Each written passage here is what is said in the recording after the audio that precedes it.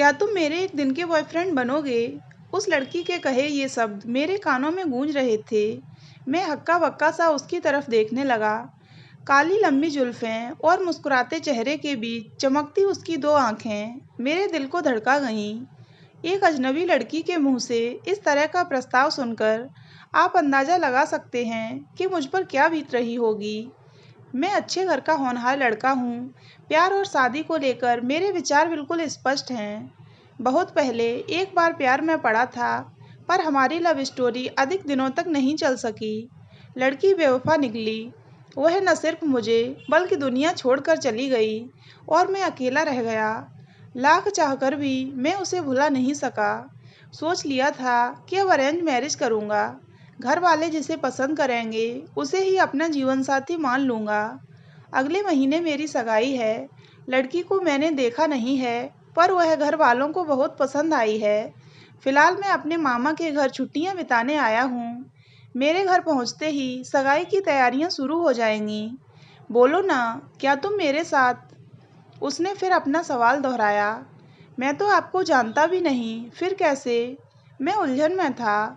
जानते नहीं तभी तो एक दिन के लिए बना रही हूँ, हमेशा के लिए नहीं। लड़की ने अपनी बड़ी बड़ी आंखों को नचाया।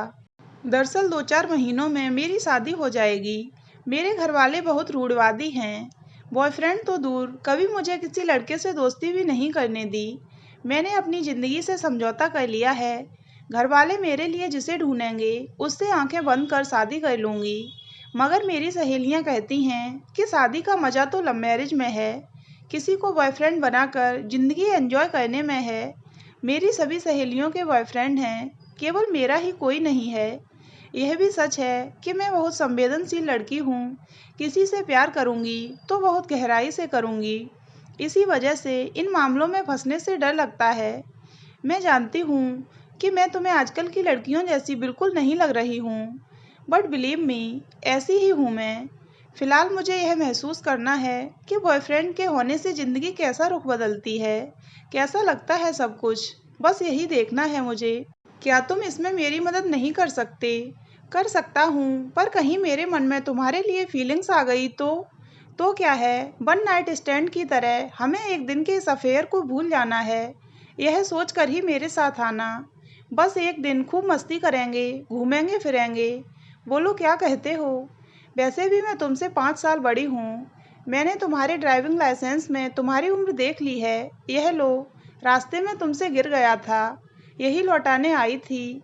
तुम्हें देखा तो लगा कि तुम एक शरीफ लड़के हो, मेरा गलत फ़ायदा नहीं उठाओगे, इसीलिए यह प्रस्ताव रखा है। मैं मुस्कुराया। एक अजीब सा उत्साह था मेरे मन में। चेहरे पर मुस्कुराहट की रेखा गहरी होती गई। मैं इनकार नहीं कर सका, परंतु हामी भरता हुआ बोला, ठीक है, परसों सुबह 8 बजे इसी जगह आ जाना। उस दिन मैं पूरी तरह तुम्हारा बॉयफ्रेंड हूँ। ओके, थैंक यू, कहकर मुस्कुराती हुई वह चली गई। घर आकर भी मैं सारा समय उसके बारे में सोचता रहा। 2 दिन बाद तय समय पर उसी जगह पहुंचा तो देखा, वह बेसब्री से मेरा इंतजार कर रही थी। हाय डियर कहते हुए वह करीब आ गई। हाय, मैं थोड़ा सकुचाया, मगर उस लड़की ने झट से मेरा हाथ थाम लिया और बोली, चलो अब से तुम मेरे बॉयफ्रेंड हुए। कोई हिचकिचाहट नहीं, खुलकर भी लो यार। मैंने खुद को समझाया, बस एक दिन, फिर कहाँ मैं, कहाँ यह। फिर हम दो अजनबियों ने हमसफ़र बनकर उस एक दिन के खूबसूरत सफ़र की शुरुआत की। प्रिया नाम था उसका। मैं गाड़ी ड्राइव कर रहा था और वह मेरे बगल में बैठी थी। उसकी जुल्फ़ें हौले हौले उसके कंधों पर लहरा रही थीं। भीनी भीनी सी उसकी खुशबू मुझे आगोश में लेने लगी थी। एक अजीब सा एहसास था जो मेरे जिस्म को महका रहा था। मैं एक गीत गुनगुनाने लगा। वह एकटक मुझे निहारती हुई बोली, तुम तो बहुत अच्छा गाते हो। हाँ, थोड़ा बहुत गा लेता हूँ। जब दिल को कोई अच्छा लगता है तो गीत खुद ब खुद होंठों पर आ जाता है। मैंने डायलॉग मारा तो वह खिलखिला कर हंस पड़ी। दूधिया चांदनी सी छिटक कर उसकी हंसी मेरी सांसों को छूने लगी। यह क्या हो रहा है मुझे, मैं मन ही मन सोचने लगा। तभी उसने मेरे कंधे पर अपना सिर रख दिया। माई प्रिंस चार्मिंग, हम कहाँ जा रहे हैं? जहाँ तुम कहो। वैसे मैं यहाँ की सबसे रोमांटिक जगह जानता हूँ, शायद तुम भी जाना चाहोगी। मेरी आवाज़ में भी सोखी उतर आई थी। श्योर, जहाँ तुम ले चलो। मैंने तुम पर 100% विश्वास किया है, पर इतने विश्वास की वजह? किसी किसी की आंखों में लिखा होता है कि वह 100% विश्वास के योग्य है। तभी तो पूरी दुनिया में एक तुम्हें ही चुना मैंने अपना बॉयफ्रेंड बनाने को। देखो, तुम मुझसे इमोशनली जुड़ने की कोशिश मत करो, बाद में दर्द होगा। किसे, मुझे या तुम्हें? शायद दोनों को। नहीं, मैं प्रैक्टिकल हूँ। मैं बस एक दिन के लिए ही तुमसे जुड़ रही हूँ, क्योंकि मैं जानती हूँ हमारे रिश्ते को सिर्फ इतने समय की ही मंजूरी मिली है। हाँ, वह तो है, मैं अपने घर वालों के खिलाफ नहीं जा सकता। अरे यार, खिलाफ जाने को किसने कहा? मैं तो खुद पापा के वचन में बंधी हूँ। उनके दोस्त के बेटे से शादी करने वाली हूँ। 6-7 महीनों में वह इंडिया आ जाएगा और फिर चट मंगनी पट ब्याह। हो सकता है मैं हमेशा के लिए पेरिस चली जाऊँ, उसने सहजता से कहा। तो क्या तुम भी कुछ कुछ होता है मूवी की सिमरन की तरह किसी अजनबी से शादी करने वाली हो, जिसे तुमने कभी देखा भी नहीं है? कहते हुए मैंने उसकी आंखों में झांका। वह हंसती हुई बोली, हाँ, ऐसा ही कुछ है, पर चिंता मत करो, मैं तुम्हें शाहरुख खान यानी राज की तरह अपनी ज़िंदगी में नहीं आने दूंगी। शादी तो मैं उसी से करूंगी जिससे पापा चाहते हैं। तो फिर यह सब क्यों? मेरे इमोशंस के साथ क्यों खेल रही हो? अरे यार, मैं कहाँ खेल रही हूँ? फर्स्ट मीटिंग में ही मैंने साफ कह दिया था कि हम केवल एक दिन के रिश्ते में हैं। हाँ, वह तो है। Okay Baba, I am sorry. चलो, आ गई हमारी मंजिल। वेरी नाइस, बहुत सुंदर व्यू है। कहते हुए उसके चेहरे पर खुशी की लहर दौड़ गई। थोड़ा घूमने के बाद वह मेरे पास आती हुई बोली, लो अब मुझे अपनी बाहों में भरो, जैसे फिल्मों में करते हैं। वह मेरे और करीब आ गई। उसकी जुल्फें मेरे कंधों पर लहराने लगीं। लग रहा था जैसे मेरी पुरानी गर्लफ्रेंड बिंदु ही मेरे पास खड़ी है। अजीब सा आकर्षण महसूस होने लगा। मैं अलग हो गया। नहीं, यह नहीं होगा मुझसे। किसी गए लड़की को मैं करीब क्यों आने दूं? क्यों, तुम्हें डर लग रहा है कि मैं यह वीडियो बनाकर वायरल न कर दूं? वह शरारत में खिलखिलाई। मैंने मुंह बनाया। बना लो, मुझे क्या करना है? वैसे भी मैं लड़का हूँ, मेरी इज्जत थोड़े ही जा रही है। वही तो मैं तुम्हें समझा रही हूँ। तुम्हें क्या फर्क पड़ता है, तुम तो लड़के हो। वह फिर से मुस्कुराई। वैसे तुम आजकल के लड़कों जैसे बिल्कुल नहीं। आजकल के लड़कों से क्या मतलब है? सब एक जैसे नहीं होते। वही तो बात है, इसीलिए तो तुम्हें चुना है मैंने, क्योंकि मुझे पता था तुम मेरा गलत फ़ायदा नहीं उठाओगे। वरना किसी और लड़के को ऐसा मौका मिलता तो उसे लगता जैसे लॉटरी लग गई हो। तुम मेरे बारे में इतनी श्योर कैसे हो कि वाकई में मैं शरीफ हूँ? तुम कैसे जानती हो कि मैं कैसा हूँ और कैसा नहीं? तुम्हारी आंखों ने सब बता दिया मेरी जान। शराफत आंखों पर लिखी होती है, तुम नहीं जानते। इस लड़की की बातें पल पल मेरे दिल को धड़काने लगी थीं। बहुत अलग सी थी वह। काफ़ी देर तक हम इधर उधर घूमते रहे, बातें करते रहे। एक बार वह मेरे करीब आती हुई बोली, अपनी गर्लफ्रेंड को हग भी नहीं करोगे? वह मेरे सीने से लग गई। लगा जैसे वह पल वहीं ठहर गया हो। कुछ देर तक हम ऐसे ही खड़े रहे। मेरी बढ़ी हुई धड़कनें शायद वह भी महसूस कर रही थी। मैंने भी आगोश में ले लिया। उस पल को ऐसा लगा जैसे आकाश और धरती एक दूसरे में मिल गए हों। कुछ पल बाद उसने खुद को अलग किया और दूर जाकर खड़ी हो गई। बस कुछ और हुआ तो हमारे कदम बहक जाएंगे। चलो वापस चलते हैं, वह बोली। मैं अपने आप को संभालता हुआ बिना कुछ कहे उसके पीछे पीछे चलने लगा। मेरी सांसें रुक रही थीं, गला सूख रहा था। गाड़ी में बैठकर मैंने पानी की पूरी बोतल खाली कर दी। सहसा वह हंस पड़ी। जनाब, ऐसा लग रहा था जैसे शराब की बोतल एक बार में ही हलक के नीचे उतार रहे हो। उसके बोलने का अंदाज कुछ ऐसा था कि मुझे हंसी आ गई। सच बहुत अच्छी हो तुम। मुझे डर है कहीं तुमसे प्यार न हो जाए, मैंने कहा। छोड़ो भी यार, मैं बड़ी हूँ तुमसे, इस तरह की बातें सोचना भी मत। मगर मैं क्या करूँ? मेरा दिल कुछ और कह रहा है और दिमाग कुछ और। तुम बस आज की सोचो और यह बताओ कि हम लंच कहाँ करने वाले हैं।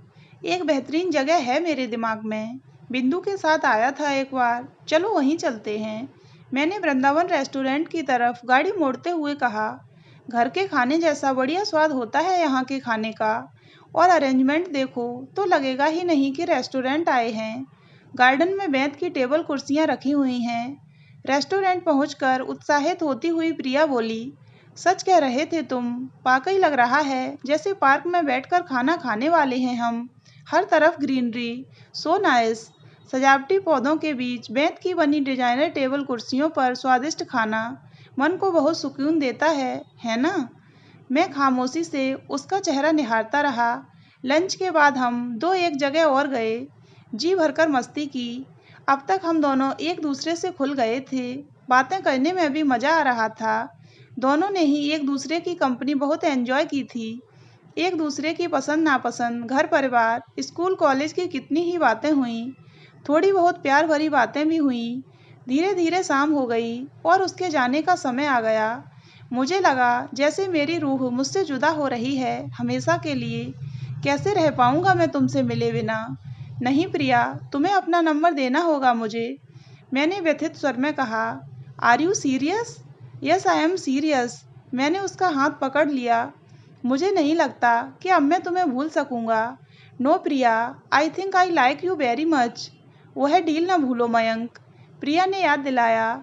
मगर दोस्त बनकर तो रह सकते हैं ना?